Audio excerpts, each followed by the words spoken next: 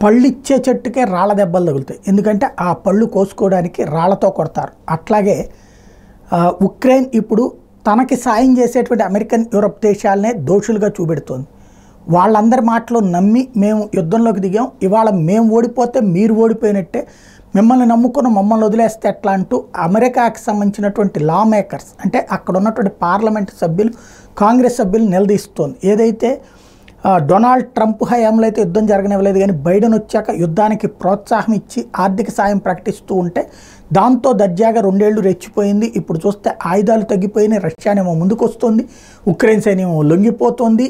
మళ్ళీ కొనసాగించాలంటే భారీ ఎత్తున ఆయుధాలు కావాలి, ఆదాయం కావాలి. ఇప్పుడు అందులో భాగంగా $60 బిలియన్ సాయం చేస్తానటువంటి అమెరికాకి సంబంధించిన బిల్లుని కింద కాంగ్రెస్ పార్టీలో కాదు, కాంగ్రెస్ అంటే వాళ్ళ పార్లమెంట్ దిగువ సభని, మనకి లోక్సభలాగా వాళ్ళు దాని కాంగ్రెస్ అంటారు, అక్కడ ఆపేసినటువంటి నేపథ్యంలో లా మేకర్స్ ఎవరైతే ఆయా సభ్యులు ఉంటారో పార్లమెంట్ సభ్యుల్ని నిలదీస్తోంది ఉక్రెయిన్. ఇది ఎక్కడ సంప్రదాయం, మిమ్మల్ని నమ్ముకున్న వాళ్ళని ముంచేస్తే మమ్మల్ని నడి రోడ్డు మీద వదిలేస్తే ఎట్లా అంటూ జెలెన్స్కీ వాళ్ళని ప్రశ్నిస్తున్నాడు.